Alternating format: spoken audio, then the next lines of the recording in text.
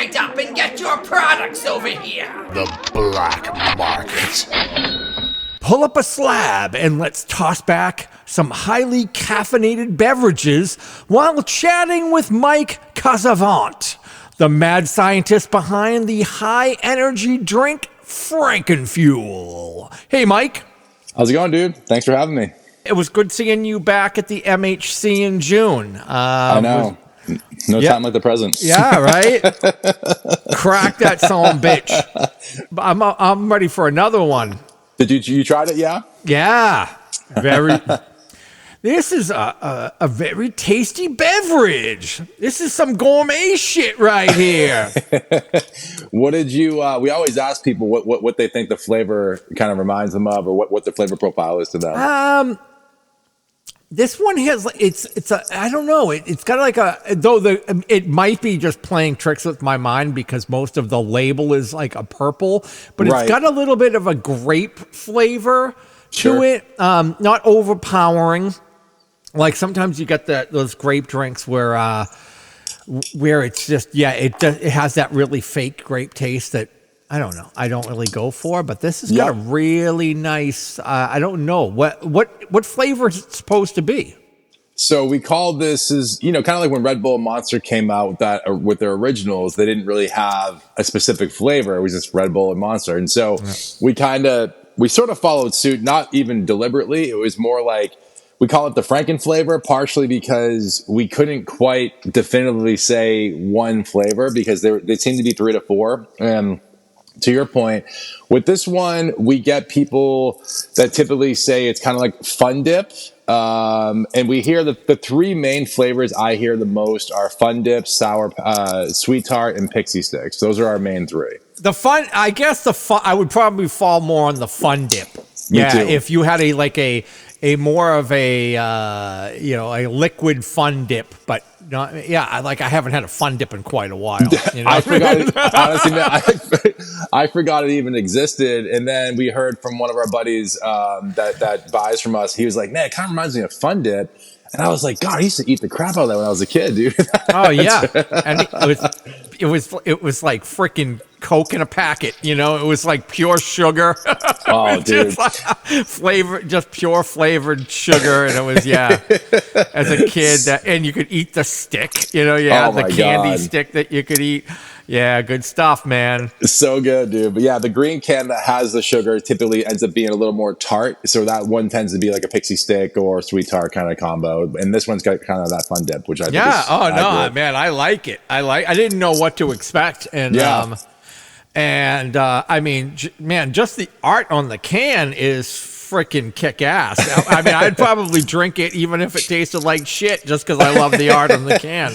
But yeah, that's awesome. You know, it's funny you say that, Chris, because obviously the artwork was a big part of the brand and making sure that this thing stood out. So if people, happen to see it on a shelf, eventually it's kind of one of those things that we want it to be the most memorable everywhere we are, no matter what. We always want to be seen. And if they don't buy it in the moment, eventually we know someone will give us a shot at some point. Well, everything's visual. And I'm always amazed by somebody like these companies. There are companies who have really great product and they have really shit or just lame logos, or just not even bad, just just forgettable logos. So just nothing that really stands out.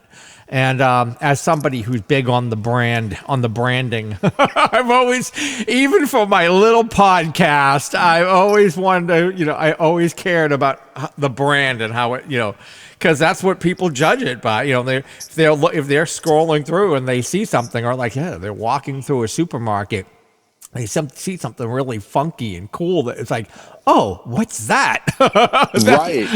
And that looks cool. It's got to be cool if it looks cool. Right. I think I told you that when we met up at MHC last month, just because I remember coming across the podcast maybe last year at some point, and I was telling Kelly, my fiance, I was like, see, this dude gets it. Like, look at their artwork, look at the brand, look at the logo, the whole vibe. We were like, oh, this is awesome. This is right up our alley. And no, that honestly, man, I was so stoked to connect with you because I was when we connected at MHC, I was just like, oh, dude, yeah, listen to you guys. So it would be great to connect. Usually, everything I do is always got to be very haunt specific. Now, it doesn't really have to. I mean, this. Like, yeah, if you're a haunter, great. You'd really appreciate the cool art and the fact that it's called FrankenFuel, right? But you know, like I say, this doesn't have to do with. And this could be completely removed from the entire home haunt Halloween haunter community. And people would still be like, "Oh, that's freaking cool!" Because who the hell doesn't know what Frankenstein is? Or now you know what FrankenFuel is. But yeah, so yeah, it was funny when you said that. I was like, yeah, I guess I just have always done that. I never really think of it. I don't know that I've had anybody ever mention that to me, but it's kind of cool that somebody appreciates the artwork. You know, I've never skimped on it, even though like I was like, should I spend this money on this? You know, we're just doing this thing for free. I'm not making any money off it, but I'm like, no, if I'm gonna do it, you gotta, you know, like I say, if you're gonna do something, do it right. Do it, you know, go the extra mile, you know, don't skimp on the logos, don't skimp on the artwork, you know, because it's what really kind of grabs people. And but anyway, why don't you talk about how you started this business and how this all came about? Yeah, you know, I would say, well, FrankenFuel was completely by accident, in the most amazing way. So Kelly and I have another company that's we do like hemp infused edibles and beverages, which is what got us into the beverage space around summer of 23.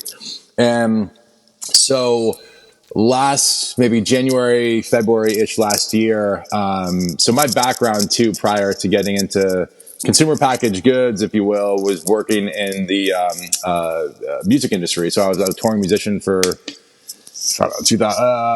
playing music from like 2003 to like 2010, give or take. So, you know, toured all over the world playing music, was amazing. I had the best time, worst times, all that stuff. But, and that's I could do an entire episode on just music. But when we got into, last year, I had seen an interview, with the guys from Insane Clown Posse. And I forgot they were even still a band. I haven't listened to them in forever. Yeah. And I saw this podcast and I was like, wow, like they might be kind of a cool brand to maybe see if they want to do a collab for one of our infused drinks. So I reached out to an old manager of mine from the music industry, Leah, and she goes, yeah, dude, talk to the manager. I'll give you his email and maybe they'll get back to you. And so maybe sometime February, March, we started talking about doing an infused drink with them. And then they were actually the ones that said, hey, we did an energy drink like early 2000s and we wanted to do one again. Can you guys make one? And we were like, well, I don't know. We've never made one before, but you know, Cal and I are super resourceful. We love kind of going down the rabbit hole and researching. So we ended up diving into it. The first 2 rounds were absolute trash. They tasted so bad. It was like a flat cream soda. It was so bad. And so then we met up with our formulation specialist and we were like, look, this is what we want to do. And this is how we want to do it. Yada, yada, yada. Say about a month and a half, 2 months later, she called us and was like, hey, I think I got something, you know, let's connect and we'll see if that's it. And I opened the can, I smelled it, and I was like, oh my God, like the aromas hit exactly how we wanted. And then I tried it and I looked at Cal and I was like, if they don't choose this, we're saving our recipe because we come up with all our own recipes and we own all our SOPs and everything. And I said, if they don't choose it, we need to put this out ourselves at some point. Well, lo and behold, about maybe two months after we approved this with them, going into August last year, we pressed about 10,000 cans for them to have ready for their thing called the Gathering of the Juggalos Festival. Okay. So we're like, let's go. It's going to be great. We got everything done. The night we finished canning, we had our freight company all set to ship the next day. Everything's ready to go. And they pulled the plug on the deal. And they said they didn't want to do it. Because they said there was apparently a miscommunication, which I'm baffled by. But they wanted a digitally printed can, not the label that we have on ours. So they were adamant that it looked cheap and that none of their juggalos would buy it. So you could imagine the the rug being pulled out from underneath you feeling. Yeah. And so I basically had like an exponential crisis for 2 days. And then Kelly was like, look, fuck those guys. Let's go come up with something. Like we're going to put it out ourselves. We'll figure it out. And man, I just thought about all the things that I'm obsessed with since I was a kid, with horror and Halloween and metal and all these different things that kind of embody me as a person, that embody Kel. And then I love playing on different words. And I kept going back to Frankenstein for some reason. And it's funny, of the Universal monsters, Bela Lugosi Dracula is my favorite, hands down. So I love Frankenstein, though. It was always cool. And then I just kept playing with that word Franken, and I was like, FrankenFuel.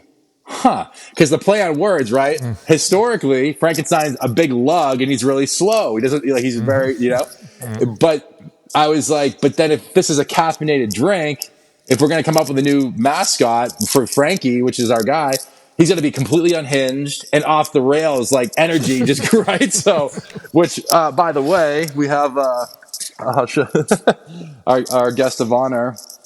There he is. Nice. So we have this dude, John, from Grave and Decay, reached out to us a couple months back on TikTok and was like, hey, I want to make Frankie into a doll. And so he's become kind of like a little celebrity by himself, man. It's wild.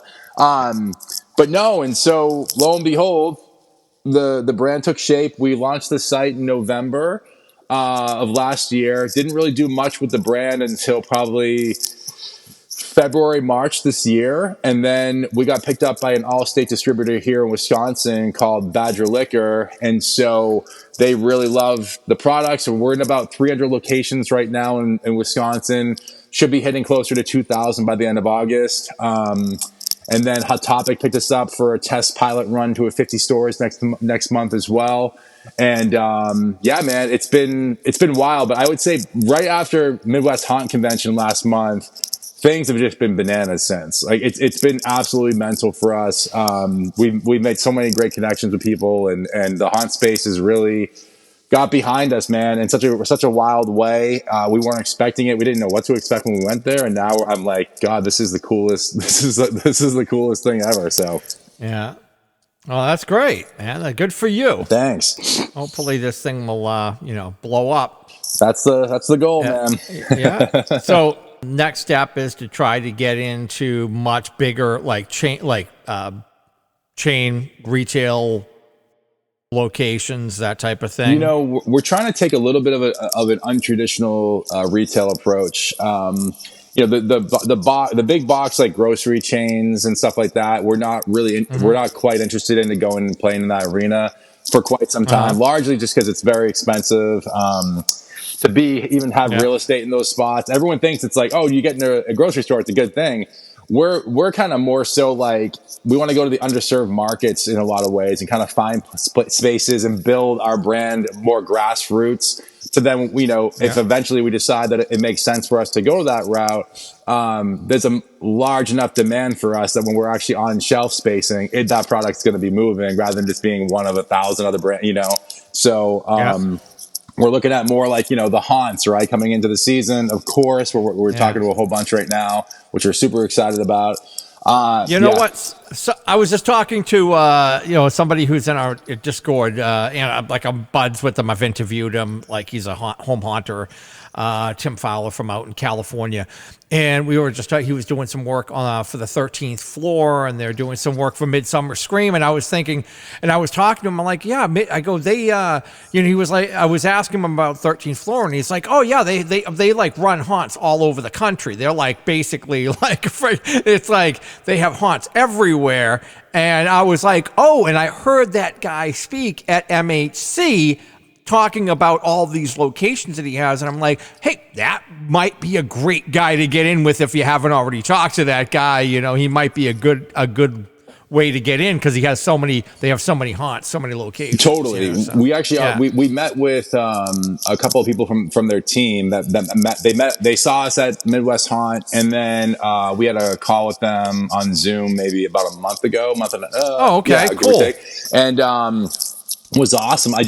We kind of got to, we got to one level, I think, with them, and then the conversations are kind of just haven't really moved forward. So I don't know if they're going to do it. Yeah. Sometimes it's like when you get into different corporations or stuff, like at that sort of higher level, you can things like you and I having this is great, but then if you're going to like some major broadcast, you're like, there's all these like checks and balances and people you have to go through. So there's too much bullshit, there's too much red tape, too many people you have to go through. I get it.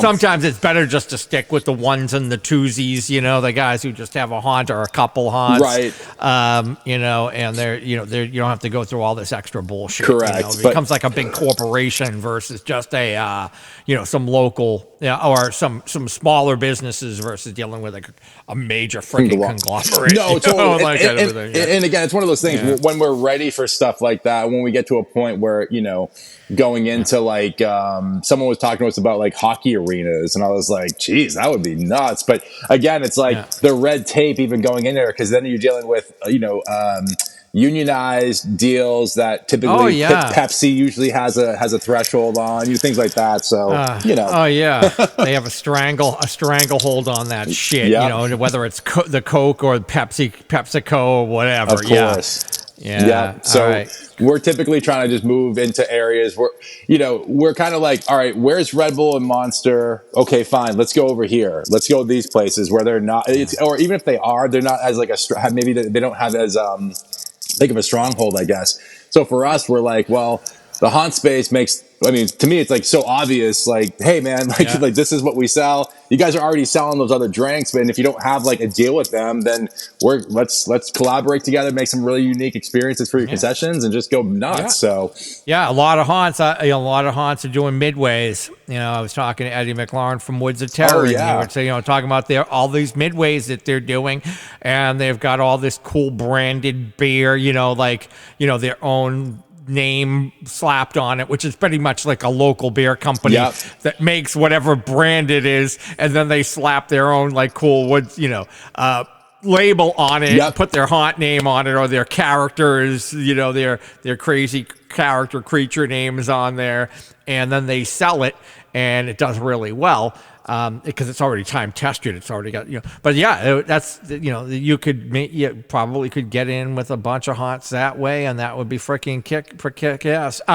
What if somebody, just like some listeners, some people, some of my faithfuls, what if they just wanted to grab some of this? What could they do? Could they buy it online? Could they get a sixer from you? Or are they come in 4-packs, 6-packs? So what do they come we at? sell them in 4 and 8-packs right now. We've had so many requests for 24s, so we're gonna probably open that up now, because people are DMing me all the time, like, dude, because we sort of say all the time, Chris, like, FrankenFuel is kind of like a possession in a can. So once people try it, there is something that sort of happens after. And I don't know if I sent this video from people sampling FrankenFuel live, like from the Midwest Haunt last month.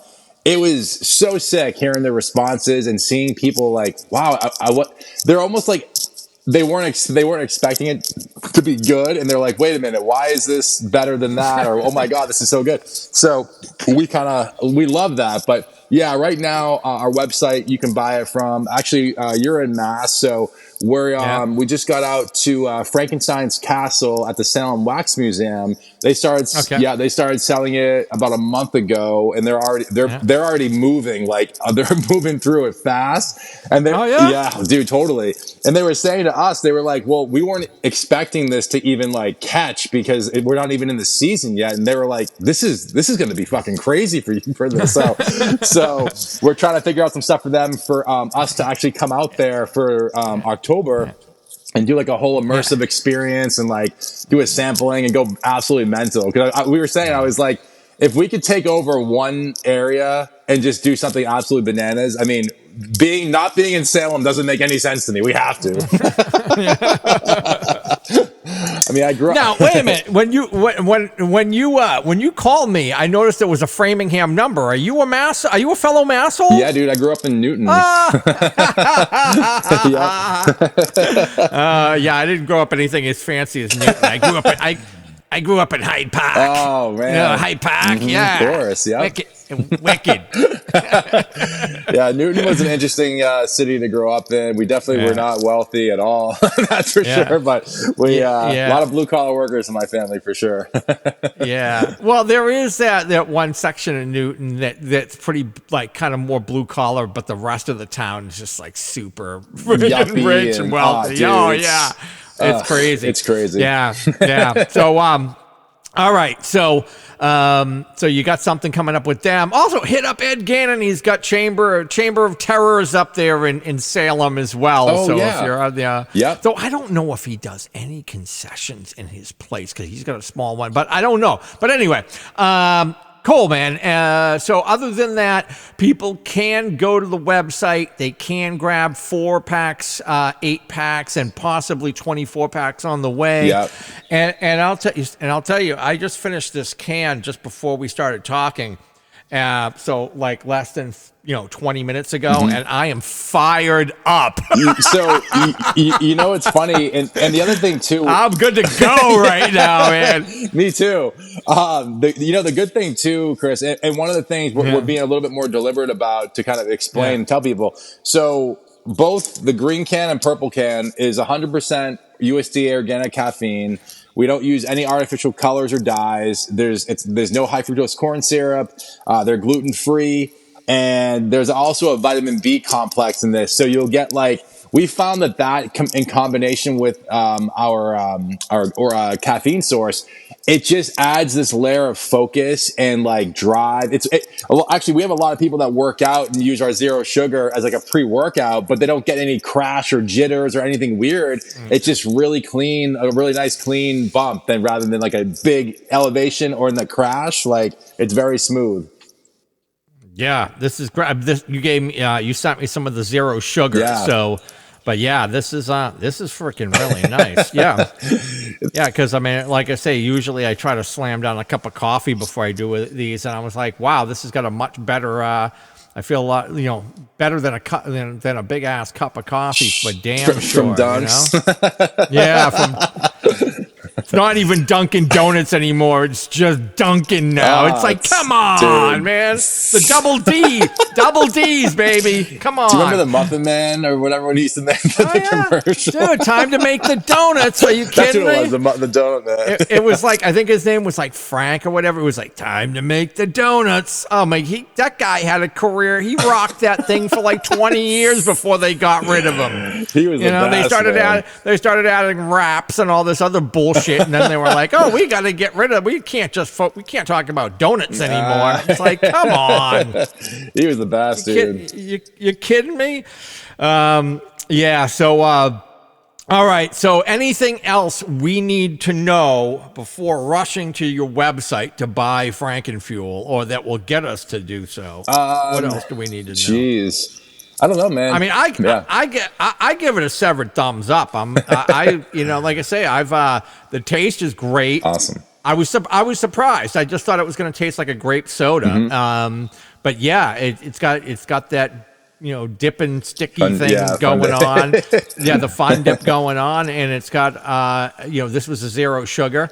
Like I say, this thing I drank this thing about 20 minutes ago. I'm good to go now. I was kind of dragging ass before we got on here, thinking, it's 4 p.m. in the afternoon when we recorded. I've been working on props, on a prop specifically all friggin' day, and I'm kind of beat. And I was like, all right, let's try one of these bitches before I get on with you. I love them, so I can give you an unbiased recommendation. But yeah, this stuff is great, man. I gotta pick up more. Yeah, absolutely. I gotta go get me some more. I'm fiending for more FrankenFuel. And absolutely. We're trying to look at our big thing too is just being a small beverage company, right? It's we're up against a lot of stuff, but we made some really good strides pretty quickly. That's been really helpful to kind of gain some traction for us and, kind of showcase our sales velocity numbers and things like that. So when we're going out to reach out to different distributors in other states, a lot of them are very like, dude, the amount of stuff that people say to us, like, you guys are too Halloween-y. This isn't going to sell outside of October. Tone it down. We're like, fuck you. like, you serious? Also, no one's toning the fuck me down, dude. It's never going to happen. I'm like, any of my family that sees what I'm doing right now with my life and my adult life, I'm 42, and they're like, knowing who you are since you were a kid, dude, this all makes fucking sense. Like, you're a complete lunatic. Like, no one's shocked by where I'm at in my life now. But it's also kind of put a kind of a chip on our shoulder to sort of showcase, like, all right, man, look, we've had one really good, I would say, comparison so far, which has been the Liquid Death for energy drinks. And I was like, that's kind of cool. But even with Liquid Death, I would say in terms of like our branding and how we're approaching the brand side of it, we're a much different kind of beast, even with our own lane with it too. So it's kind of like, same thing. We're just trying to carve this very like cool, like very unique sort of lane for ourselves and just get into the market and start to, showcase people that the fun thing is, I think what we hear a lot is I wasn't expecting this to be as good as it is. And I think people kind of go into it like, well, the brand looks cool. Like you just said earlier, like even if you didn't like it, you drink it because the label looks cool. But we're like, well, yeah, but if the label looks amazing and it tastes equally, if not better than just what you see, it's like, then that's kind of hitting all the senses that we need. So, and we felt very confident with what we put out. Plug your socials, plug the website. So if people want to grab some online and until it becomes, it gets to their local convenience store or haunt, whatever, just where can they go grab some? Yeah, so you can have www.FrankenFuel.com. I think that I'm the most active on Instagram, so just at FrankenFuel, FrankenFuel. That's our main handle. And then we're on TikTok and Facebook as well, but I would say the most active, the most like response that I'm on typically is on Instagram. All right. Well, go out and grab some. This is Scully and Baker approved. All right. Hell yeah, dude. It's awesome. Please like, subscribe, comment, give us a 5-star review, share with friends, and buy us a beer if you see us out in the wild. Follow us on Instagram at hauntcast.podcast for show updates as well as more pictures and video content. Also, like and follow our Hauntcast Facebook page. Listen to the entire back catalog of our audio podcasts, available on all podcast platforms, with over 550 segments now available. Until next time, stay scary.